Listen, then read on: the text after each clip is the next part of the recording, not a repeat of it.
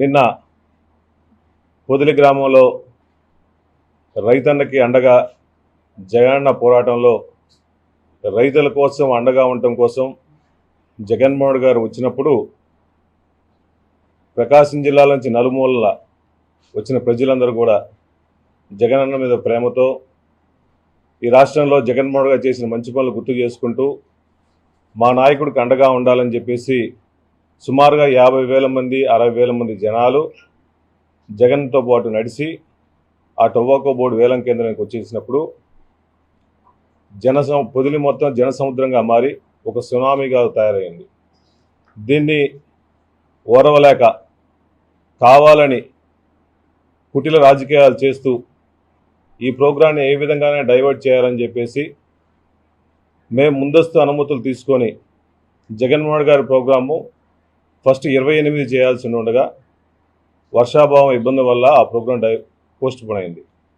ఆ రోజు కూడా మేము మార్కాపురం సైడు హెలిప్యాడ్ తీసుకొని టొబాకో బోర్డుకు డైరెక్ట్గా 2 కిలోమీటర్ల స్ట్రెచ్ ఉంది, 100 అడుగుల రోడ్డు ఉంది, శాంతి భద్రతలు ఇబ్బంది ఉండదు, ట్రాఫిక్ ఇబ్బంది ఉండదని చెప్పేసి ఆ రోజు మేము పోలీసు వాళ్ళు రిక్వెస్ట్ చేస్తే కావాలని ఆ రోజు హెలిప్యాడ్స్కి పర్మిషన్ ఇవ్వకుండా మేము పెట్టిన ప్లేస్మెంట్కి హెలిప్యాడ్కు పర్మిషన్ ఇవ్వకుండా కావాలని చెప్పి ఒక కుటిల రాజకీయంతో ఒక డిస్టర్బ్ చేయాలి, ఒక కాన్స్పిరసీ చేయాలని చెప్పేసి కావాలని చెప్పేసి ఆ హెలిప్యాడ్కి పర్మిషన్ ఇవ్వకుండా మీరు ఇంకా 2-3 ప్లేసులు చూసుకోండి అని చెప్పి దర్శి రూట్లో పర్మిషన్ ఇచ్చి ఆ దర్శి రూట్లో కూడా పర్మిషన్ ఇచ్చిన తర్వాత హెలిప్యాడ్ నుంచి ఏ రూట్లోంచి జగన్మోహన్ గారు పొగాకు బోర్డుకి వెళ్ళాలని చెప్పేది కూడా పోలీసు వాళ్ళే నిర్ణయించారు, మేము నిర్ణయించలేదు.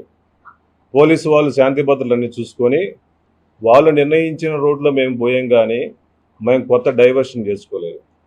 కానీ పోలీసు వాళ్ళందరూ మీరు నిర్ణయించిన ప్లేస్లో మేము వెళ్తున్నప్పుడు మీరు కావాలని చెప్పేసి టీడీపీ వాళ్ళందరినీ అక్కడ నిరసనగా పెట్టించి ప్లకార్డులు పెట్టించేసి బ్లాక్ బెలూన్స్ పెట్టించేసి మా నాయకుడిని ఇబ్బంది చేసే విధంగా మీరు పోలీస్ ఫోర్స్ పెట్టి జగన్మోహన్ గారికి సెక్యూరిటీ ఇవ్వకుండా వాళ్ళ టీడీపీ కార్యకర్తలని టీడీపీ మహిళల్ని కాపాడుకోవడం కోసం మీరు సెక్యూరిటీ పెట్టించినట్టున్నారు. మీరు ఆ విజువల్స్ చూస్తుంటే మీకు తెలిసిపోద్ది.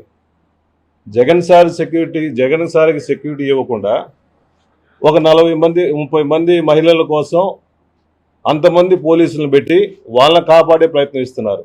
పర్మిషన్లు మాకున్నాయి, వాళ్ళకి ఎటువంటి పర్మిషన్ లేకుండా వాళ్ళని ఆ రోడ్డు మీద నిలబడాల్సిన అవసరం ఏముంది? దాంట్లోనే వాళ్ళ ఉద్దేశం అవుతుంది, కావాలని ప్రోగ్రాం డిస్టర్బ్ చేయాలి, జగన్మోహన్ గారి ప్రోగ్రాం సక్సెస్ కాకూడదని చెప్పేసి అది పెట్టారు. నెక్స్ట్ పెట్టమా.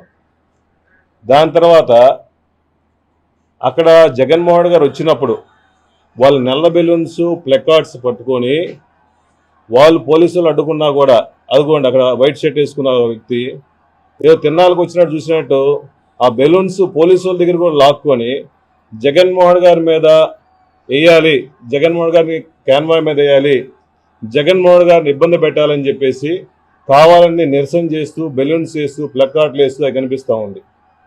అది అసలు మీకు పర్మిషన్ లేకపోతే మీరు అక్కడ ఎందుకు రావాల్సిన అవసరం ఉంది? మీరు కావాలని రెచ్చగొట్టే కార్యక్రమం చేశారు. మీరు దాంట్లోనే ఒక యాసిడ్ ఉంటే యాసిడ్ దాటి చేస్తే దాంట్లో బాంబులు పెట్టుకొని జగన్మోహన్ గారిని ఇబ్బంది పెట్టి జగన్మోహన్ గారిని చంపాలని ప్రయత్నిస్తే అది పూర్తిగా ఒక ఎక్స్సీఎంగా ఉండి ఒక జెడ్ కేటగిరీ సెక్యూరిటీ ఉండాల్సిన వ్యక్తికి ఈ విధమైన సెక్యూరిటీ మీరు ప్రొవైడ్ చేసేది. జగన్మోహన్ గారు నిలబడితే వాళ్ళ చేతులు కట్టగా జగన్మోహన్ గారు తగులుతాయి. ఆ కార్యకర్తల వ్యక్తులు కానీ ఆ బెలూన్స్ వేసేవాళ్ళు కానీ ఈ వ్యక్తులు పడతాయి. పోలీసులు చూస్తూ ఉన్నారు కానీ వాళ్ళని చెల్లాచెదురు చేయడం కానీ అబ్జెక్షన్ పెట్టే ప్రయత్నం ఏది చేయాల. జగన్మోహన్ గారి సెక్యూరిటీ కోసం వచ్చారా మీరు? వాళ్ళ సెక్యూరిటీ కోసం వచ్చారా? అది చాలా ఇబ్బందికరంగా ఉంది. జగన్మోహన్ గారిని ఈ రాష్ట్రంలో వచ్చిన తర్వాత ప్రతిపక్ష హోదా ఉన్నప్పుడు మొన్న మిర్చి యార్డ్లో కానీ అనంతపురం విషయంలో కానీ ఇప్పుడు కానీ సెక్యూరిటీ ప్రొవైడ్ చేయకుండా వాళ్ళ టీడీపీ కార్యకర్తలను కాపాడుకోవడం కోసం సెక్యూరిటీ పెట్టారు, కానీ జగన్మోహన్ గారు ఇచ్చే పరిస్థితి లేదు. నెక్స్ట్ వీడియో చూద్దాం. దాని తర్వాత అంత చిన్న రోడ్లో వీళ్ళు వస్తే ప్రోగ్రామ్ టీడీపీ వాళ్ళు వస్తే ఆడ శాంతి భద్రతలు ఇబ్బంది పడుతుందని తెలిసి కూడా ఇన్ని సంవత్సరాలు పోలీస్ డిపార్ట్మెంట్లో ఉన్నారు, ఇంతమంది వ్యవహరిస్తున్నారు, మినిస్టర్ గారు మాట్లాడుతున్నారు, కావాలని జగన్మోహన్ గారు కక్షపూరితంగా వైసీపీలందరూ గూండాలు, వైసీపీలని సైకోలు అని చెప్పేసి మీరు చెబుతున్నారు. అమ్మ, రైతుల కోసం ఇచ్చే వ్యక్తి జగన్మోహన్ గారు రాష్ట్రంలో ముఖ్యమంత్రిగా ఉన్నప్పుడు రైతుల ఖర్చు అన్ని గిట్టుబాటు ధరలు ఉన్నాయి కాబట్టి, రైతును రాజు చేసిన వ్యక్తి కాబట్టి సుమారుగా 50,000 మంది జనాభా వచ్చి ఆ రోజు వస్తుంటే మీరు కావాలని డైవర్ట్ చేసుకోవడం కోసం ఆ ప్రోగ్రాం పెట్టారు. ప్లే చేయమ్మా. దాంట్లో క్లియర్గా మీరు చూస్తుంటే ఆ ప్లకార్డులు పెట్టుకున్న వాళ్ళ దగ్గర వాళ్ళు చెప్పులు రాళ్ళు అన్ని వాళ్ళు ఇసిరేస్తున్నారు. వాళ్ళు పోలీసుల మీద ఇసిరేశారు. వాళ్ళు చేసింది అంత అఘాయిత్యం చేసి ఈ టీవీల్లో బోవీళ్ళు అందరూ పేపర్లో వైసీపీలు కావాలని చేసి చెప్తున్నారు. ఆ కానిస్టేబుల్కి దెబ్బ తగలటం నిజంగా బాధాకరమే, ఎవరు కోరుకోవట్లా. కానీ మీరు వాళ్ళని అనుమతించకుండా ఉంటే, వాళ్ళు అక్కడ ప్రోగ్రాంలో ఉండకుండా ఉంటే అసలు ఈ సమస్య వచ్చేది కాదుగా, ప్రశాంతంగా ప్రోగ్రాం జరిగిపోయేది కదా. మీరే పెట్టి కవ్వించి రెచ్చగొట్టి జగన్మోహన్ గారి మీద వ్యతిరేక నినాదాలు చేపించి నానా రకాలుగా లా అండ్ ఆర్డర్ డిస్టర్బెన్స్ చేసింది వాళ్ళు, రాళ్ళు వేసింది వాళ్ళు. కానీ మా మీద, మా కార్యకర్తల మీద పైనుంచి వచ్చిన ప్రెజర్లో మా వాళ్ళని ఇబ్బంది పెట్టాలని చెప్పేసి 2 కేసులు పెట్టి 307 కూడా పెట్టారని చెప్పి తెలుస్తుంది. అసలు ఎక్కడుంది? ఎవరన్నా ఉద్దేశపూర్వకంగా పోలీసు వాళ్ళని కొట్టాలనో చంపాలనో మేము ఎందుకు ప్రయత్నిస్తాం? మాకు ఏ ఉద్దేశం లేదు. ఏదో చిన్న లా అండ్ ఆర్డర్ ఇష్యూ సమస్య వచ్చింది మీరు చేసుకోవాలి, కానీ 307 పెట్టి అలా ఇబ్బందులు పెట్టడం కరెక్ట్ కాదు. అదేవిధంగా